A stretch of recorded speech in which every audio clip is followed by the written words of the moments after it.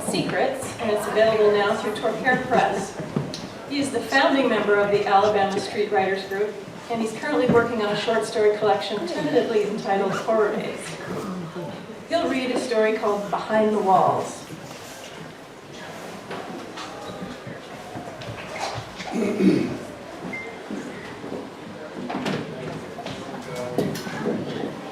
Thank you.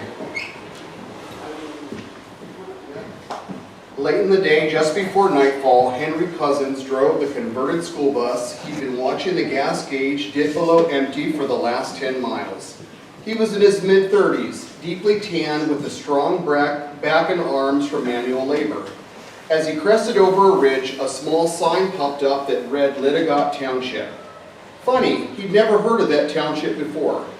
Just then the engine sputtered, stalled, and died on the shoulder of the road. He slumped over the steering wheel and sighed. Jane, his wife, called to him from the back of the bus. "Is everything all right?" She pushed a wisp of hair from her face and wiped her hand on her tattered dress. "It's just that we're out of gas," Henry replied. "That's all." Henry looked through the windshield at the imposing walled township. Walls that were made of thick boards he guessed were 20 feet in height. A space had been cleared from the nearby forest. There was a gap between the trees and the walls, surrounded by beds of crops. He hadn't seen a fresh tomato since before the dieback. He heard a voice behind him. "Out of gas again, Henry?" It was his friend Leland. They were the same age, and their bond was deepened by their struggle to survive on the road. "Yeah, I'm walking into town. Keep an eye on the bus." "Sure, no problem," Leland said. Henry said goodbye to his wife and son and walked towards the imposing walls of Litcrawl Township. He felt loose pebbles through his well-worn boots as he walked along the crumbling blacktop road. A sentry post was positioned next to the main gate. An armed guard stood above him with a rifle pointed towards his head. The man called down to him, "State your business." "Ran out of gas a ways down the road. I was wondering, do you have any to spare? I can put in some work." "Are there more of you?" "Yes." "How many?" "4 families, men, women, and children." "Where were you before this?" "Alberta Township, until the food began to run out." He noticed tracks that ran behind the walls along the back wall and disappeared into the distance. He was pretty sure he could see fields of corn as well. "The rest of you are women and children?" the guard asked. "Yes." "You'd have to interview with the mayor."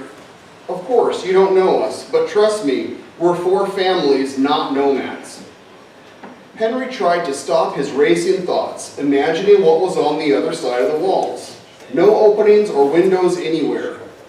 He examined the wall's construction, how thick and impenetrable they appeared.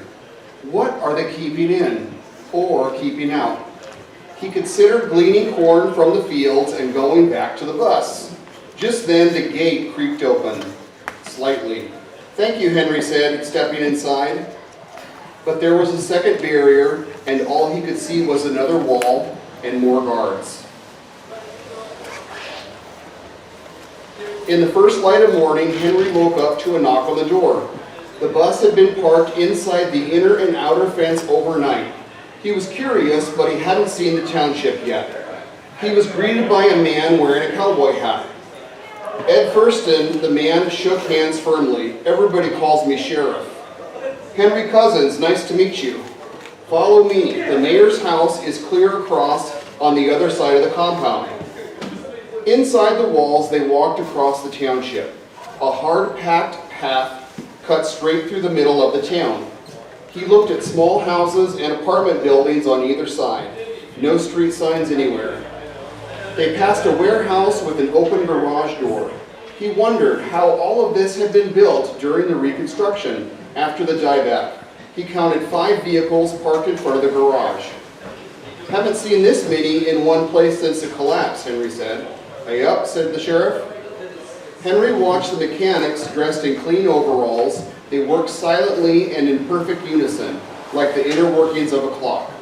The shelves were bare and tools were immaculately organized, hung on pegboard. I'm surprised you're able to find gas.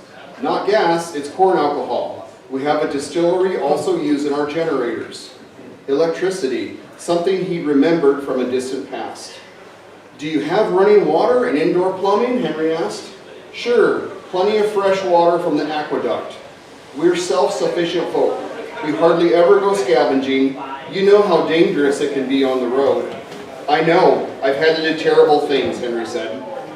He shook his head vigorously to chase horrific images from his brain, following the sheriff into a yellow brick building. The back edge of the wall skirted right up alongside the solid imposing building.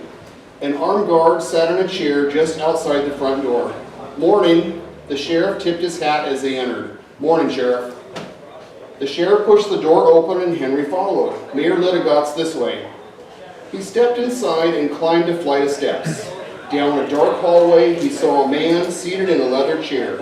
As he stood up, Henry noticed he was slim, with dark eyes and a hawkish nose. Welcome. He shook Henry's hand limply. Willis Littigot, pleasure to meet you, sir. Likewise.